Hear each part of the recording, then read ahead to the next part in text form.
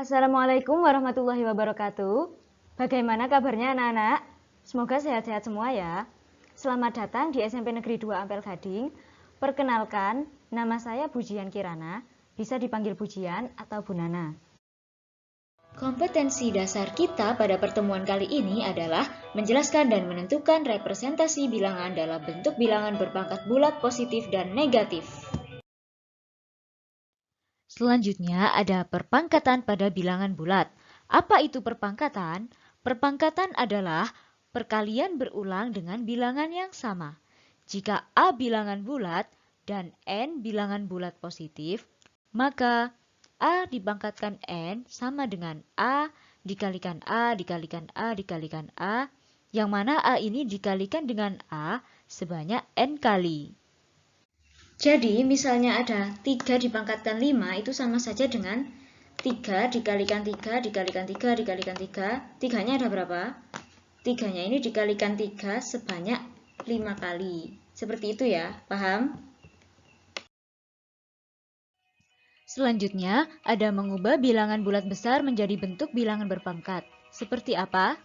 Jika ada bilangan seperti ini, kita pasti akan kebingungan menentukan banyaknya nol yang ada di belakang angka.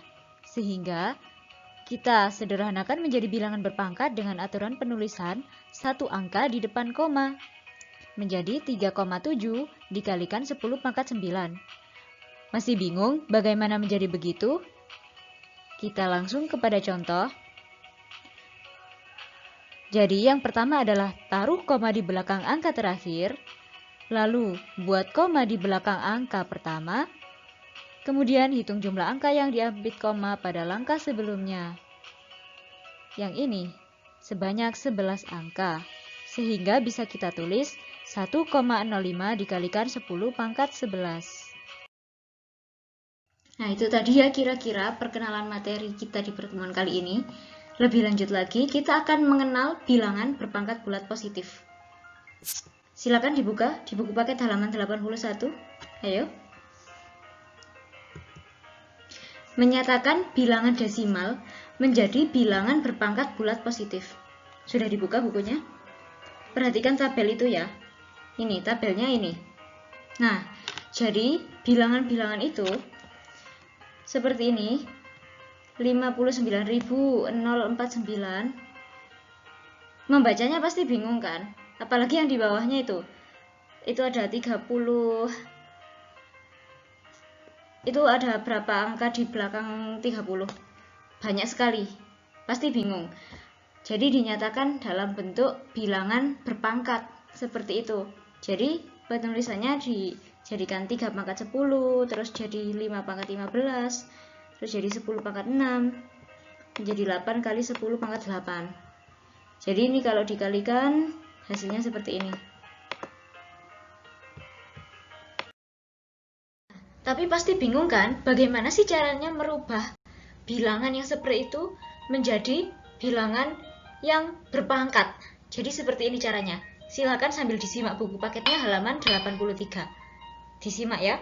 Jadi cara menjadikan bilangan desimal, kita pakai contoh 648, menjadi bilangan berpangkat. Seperti ini. Pertama-tama, kita bagi dengan faktor yang terkecil. Jadi di sini adalah 2. Jadi 648 ini dibagi dengan 2. Menjadi 324. Lalu kita bagi lagi menjadi 2. Kita bagi lagi menjadi 2 sehingga ketemu 81. 81 kan tidak bisa dibagi 2. Ya kita ambil aja angka atasnya 2. Berapa? 3. Nah, 3. 81 dibagi 3 bisa kan? Ketemu 27. 27 faktor terkecilnya adalah 3, 2 juga nggak bisa ya, 27 itu kan bilangan ganjil. Nah, seperti itu terus sampai habis, sampai ketemu angka 1. Dari sini kita menemukan ada angka 2 yang berulang 3 kali, terus ada 3 yang berulang berapa kali? 1, 2, 3, 4.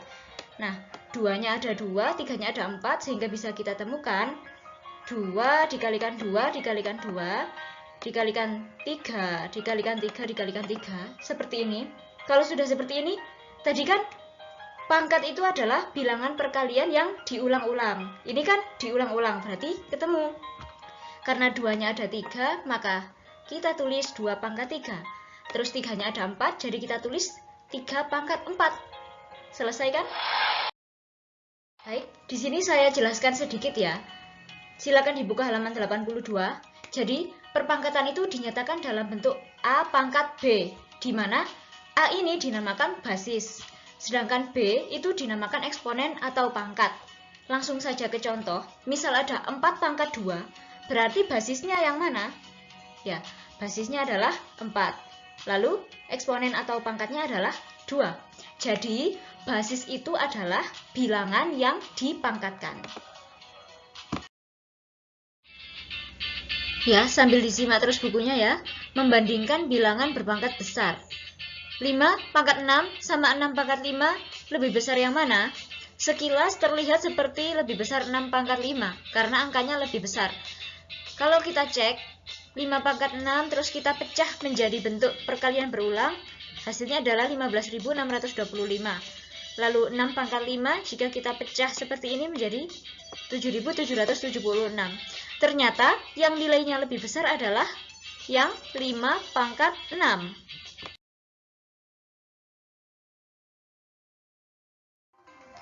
Silakan dibuka buku paketnya halaman 84. Nah, di situ kan ada 100 pangkat 101 dengan 101 pangkat 100 dibandingkan lebih besar yang mana. Pasti kita bingung, kita nggak mungkin mecah itu dikalikan sampai 101 kali. Makanya untuk memudahkan, kita gunakan perbandingan bilangan-bilangan yang lebih kecil.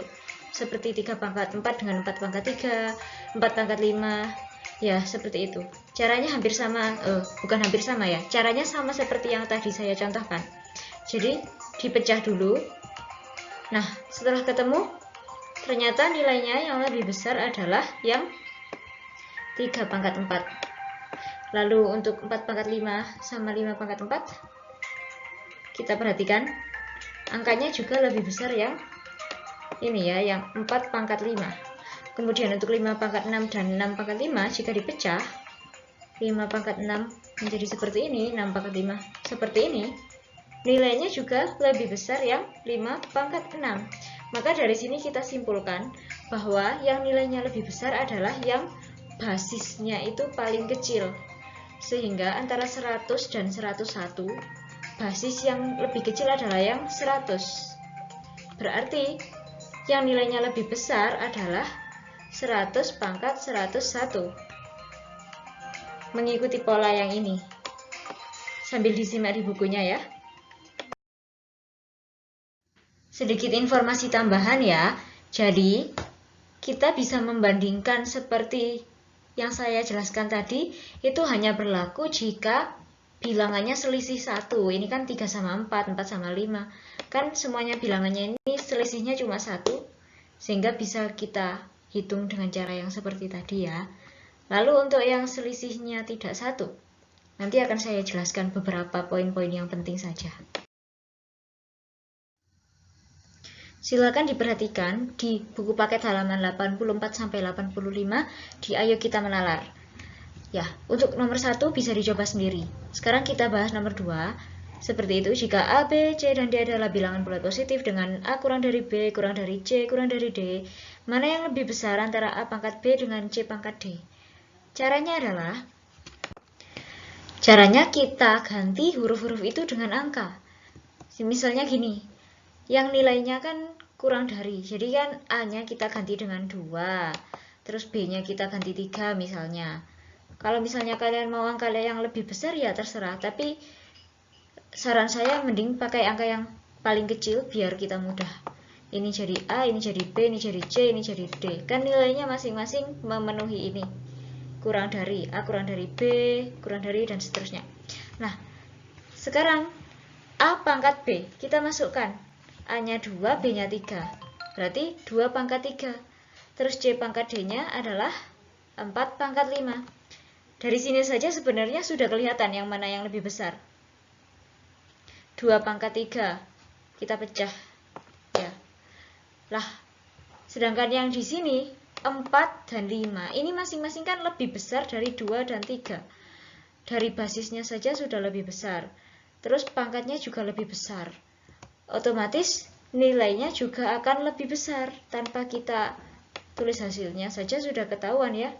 berarti yang nilainya lebih besar adalah yang 4 pangkat 5 atau C pangkat D. Nah, untuk nomor 3 dan selanjutnya kan serupa. Itu bisa dicoba sendiri ya.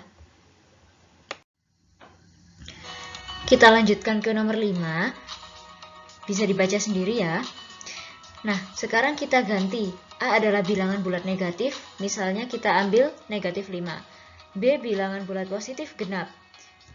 Misalnya aja 2 ya. Lalu kita pangkatkan. A pangkat B, yaitu negatif 5 pangkat 2. Dipecah menjadi negatif 5 dikali negatif 5. Hasilnya adalah 25, sehingga dia adalah bilangan bulat positif. Nah, untuk nomor selanjutnya bisa dicoba sendiri sambil untuk latihan.